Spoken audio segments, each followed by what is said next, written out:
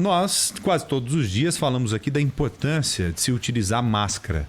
Seja ela a comumzinha, seja ela de pano, seja a N95. O importante é você colocar a barreira física para evitar que você tussa ou acabe espirrando na cara dos outros, né? É uma ferramenta extremamente segura e eficiente para evitar que os casos continuem acelerando, né? A gente tem visto aí uma nova onda por vários motivos. Primeiro, porque as pessoas estão circulando mais. E segundo, porque a gente tem visto, sim, que os hábitos mudaram. Infelizmente, muita gente deixou de utilizar a importante máscara. Nós temos visto também novas cepas, novas mutações em várias partes do mundo, talvez mais contagiosa e talvez também mais letal. Uma delas foi identificada na região norte aqui do Brasil, no nosso querido estado do Amazonas, em especial Manaus. A Europa já está contando com novas cepas, com novas mutações, que foram identificadas também inicialmente por lá, na cidade de Londres. Então, o que não falta é recomendação, Ana Paula Rodrigues, quanto à utilização da importante máscara. Exato, só que agora tem surgido um questionamento na Europa em relação à eficiência das máscaras de pano e uma recomendação para uso específico da tal da N95, que é uma máscara descartável e bem mais cara. E a gente vai falar sobre esse assunto agora com o pesquisador da Fiocruz, Júlio Croda, que gentilmente nos atende mais uma vez aqui na Rádio Bandeirantes. Boa tarde, Júlio. Obrigada pela sua participação. Boa tarde, bem-vindo, Júlio. Obrigado, Joel e Ana Paula. É um prazer estar com vocês todos aí da Band. Prazer é todo nosso. Vamos começar diretamente falando. A máscara de pano, a máscara caseira que utilizamos hoje com muita frequência, funciona ou não funciona? Então, todas as máscaras, elas funcionam com um grau de eficácia, né? Se lembra que a gente já falou bastante a respeito disso no começo da pandemia, mas a gente volta a insistir. É melhor você ter uma máscara do que não ter nenhuma. Lógico que as máscaras, por exemplo, a PPF2 N95, aquela que os profissionais de saúde usam, tem uma eficácia melhor. Aquelas máscaras com 3 camadas de pano tem uma eficácia melhor do que com 2, a de 2 tem uma eficácia melhor do que a de uma. Então, assim, a gente pode dizer que essa questão de máscara é bastante dependente do número de camadas, do tipo de material, mas qualquer máscara protege do que você não usar nenhuma máscara. No nosso país, onde tem uma condição financeira bastante complicada, é muito difícil a gente recomendar utilização de máscara descartável, né? A maioria da população não tem condição financeira para manter essa compra de uso de máscaras descartáveis que foi orientada na Europa, devido à nova variante que parece que é mais transmissível. Então é a questão que a gente tem que olhar com bastante cuidado e sempre recomendar o uso de máscara. Então, essa máscara, inclusive, a gente mais cedo conversou com o nosso correspondente, o Felipe Killing, comentando que uma máscara por lá custaria aqui uma média de R$30. Então, até na própria Europa, o custo dessa N95 tem sido uma grande preocupação. Não só porque é uma máscara cara, mas também não é uma máscara reutilizável, né, Joel? E nem tão disponível. E nem tão disponível. Há uma preocupação de que acabe, porque é uma máscara voltada, como o próprio Júlio acabou de falar também, para médicos, para equipes de saúde, né? Agora, o que não dá, Ana e Júlio, é você colocar uma máscara, por exemplo, de crochê e achar que está protegido ou que protegendo algumas pessoas. Eu vi algumas máscaras nesse sentido. Você viu? Muito bonitas e tal, mas com vários furos ali, vários espaços. E a máscara está ali para funcionar como uma barreira física. É importante se atentar a isso também, né, Júlio? Exatamente, né? Esses detalhes, eles são importantes.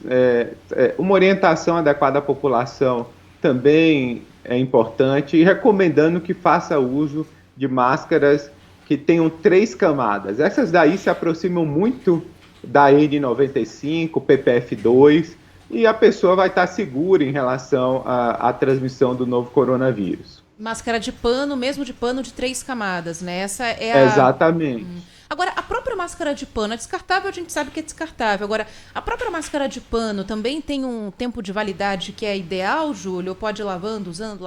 Eu lavo todo dia. Chego à noite, Lavo e já penduro no box. Já coloco de molho, na verdade. Eu deixo lá um tempinho. Eu só lavo com sabão ali, esfrego bem, enxago e penduro no box. No outro dia eu já pego, ela tá sequinha. Faço isso todo dia.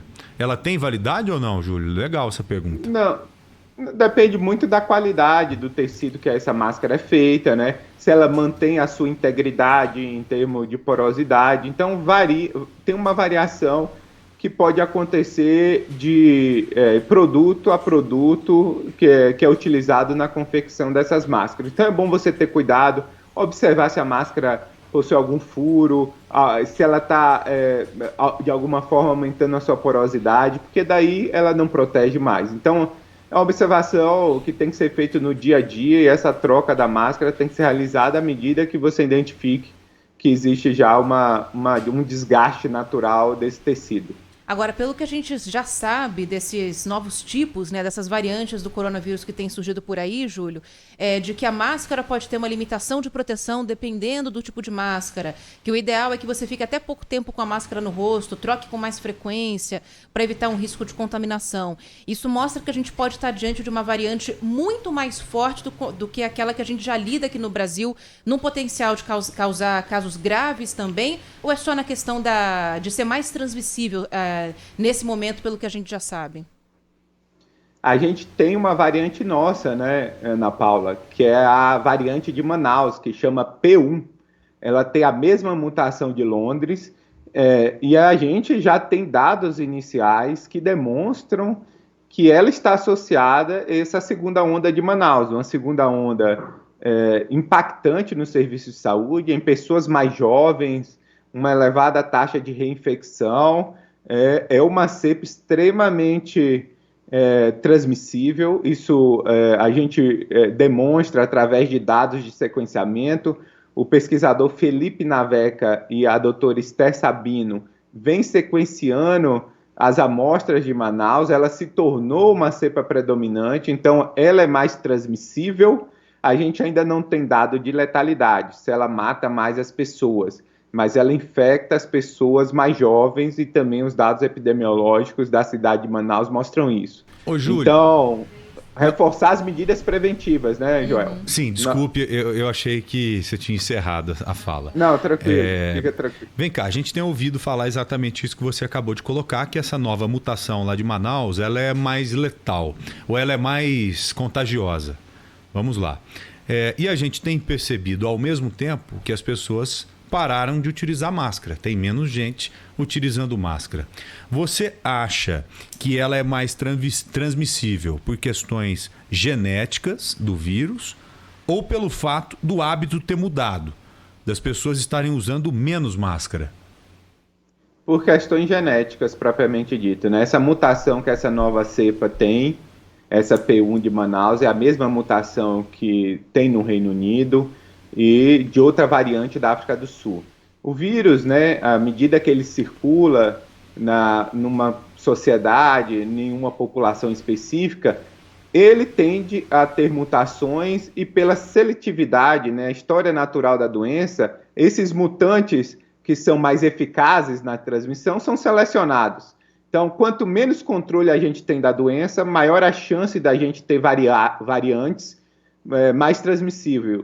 E isso ocorreu no Reino Unido, na África do Sul e no Brasil. São variantes diferentes, mas que possuem a mesma mutação. Então, a gente tem que ficar atento para isso, né? Então, realmente é uma cepa que transmite mais na população e nesses 3 lugares, ela se tornou a cepa predominante. Então, são características genéticas. E isso nos leva a pensar que nós devemos reforçar as medidas preventivas. Ela é uma cepa mais transmissível, então a gente precisa restringir mais aglomerações, distanciamento, usar máscaras mais eficazes, e foi nessa direção que surgiu essa recomendação da Europa, né? Então, a recomendação, do ponto de vista técnico, importante, porque, de alguma forma, é uma barreira mais eficiente, mas, na prática, para os outros países, depende da capacidade de produção dessas máscaras mais eficientes e da disponibilidade de recurso financeiro da população em estar adquirindo esse tipo de máscara. E eles não foram muito adeptos, né? É importante colocar isso também, né, Júlio? Os europeus... Nem todos os países tratavam como obrigatório o uso da máscara. Nunca aderiram de forma unânime à utilização da máscara. Talvez a gente pode estar vendo o que estamos vendo agora, esse crescimento disparado, em disparada, aceleradíssimo, talvez pelos hábitos também dos europeus. Né, Júlio? É uma combinação, né? Lógico que a principal medida de prevenção é o uso de máscara, distanciamento, evitar aglomeração. Se a gente faz isso com eficiência, nenhuma cepa mutante, nova variante vai transmitir. É importantíssimo que a gente mantenha as medidas preventivas, né? E evite a transmissão. Não tem outra alternativa quando surge uma nova variante com maior poder de transmissão. Reforçar o uso de máscara é super importante. Agora, aproveitando a sua presença aqui com a gente, Júlio, a gente recebeu agora há pouco uma notícia muito boa, que eu imagino que já chegou até você também, de que a Índia liberou a partir de amanhã o envio de 2 milhões de doses da vacina de Oxford, que está sendo produzida no país, aqui para o Brasil. As doses vão vir prontas e agora a gente tem uma previsão mais concreta de que sábado esses 2 milhões de doses devem chegar aqui. O que significa, diante de uma realidade que o Brasil está vivendo agora, a chegada dessas doses e de que maneira que a gente pode trabalhar essas doses de Oxford na campanha de vacinação que já está andando com a Coronavac? Então, a gente tem a perspectiva de 2 milhões de doses da Índia, e essas doses são da AstraZeneca com Oxford, que pode ser aplicada as 2 doses em um intervalo de 12 semanas. Se existe uma perspectiva da Fiocruz produzir essa vacina nesse intervalo, a gente pode estar aplicando essas 2 milhões de doses para 2 milhões de pessoas. A gente também tem a perspectiva de amanhã a Anvisa liberar 4,8 milhões de doses da Coronavac, que já estão produzidas, etiquetadas e prontas para o envio para estados e municípios. Ou seja, seria 4,8 milhões de doses, que permite vacinar aproximadamente mais 2,4 milhões de pessoas, mais 2 milhões de doses da AstraZeneca com Oxford. Se a gente trabalhar numa campanha de uma dose, só seria mais 2 milhões, então 4,4 milhões. Se for apenas uma dose, 3,4 milhões. Isso daria para a gente completar a vacinação dos profissionais de saúde. Até o momento, nós vacinamos 1/3 dos profissionais de saúde, com essas 6 milhões de doses iniciais da Coronavac. A gente precisa finalizar essa vacinação de profissionais de saúde para começar a população de idosos acima de 75 anos. Quando a gente começar a vacinação em idosos acima de 75 anos e terminar essa vacinação, a gente conclui a fase 1 do Plano Nacional de Imunização. Verdade.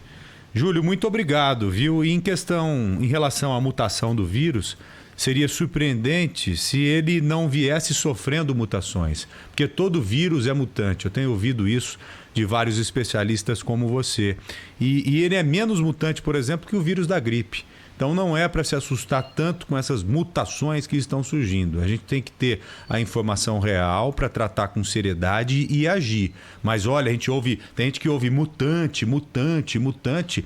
Imagina muitas coisas inexistentes, coisas que não existem. É natural o vírus sofrer mutações e seria de se surpreender, nós ficaríamos surpresos se ele não tivesse sofrido essas mutações todas, né, Júlio? Muito obrigado a você, tá? Um abraço, Joel. É isso mesmo, né? As variantes surgem e a gente tem que monitorar o impacto dessas variantes na população. A gente atualiza a vacina da gripe todo ano. A gente pode atualizar a vacina da coronavírus todo ano também, se houver necessidade. Com certeza. Um grande abraço, Júlio. Obrigada, Bom doutor. trabalho. Até mais. Muito obrigado, viu?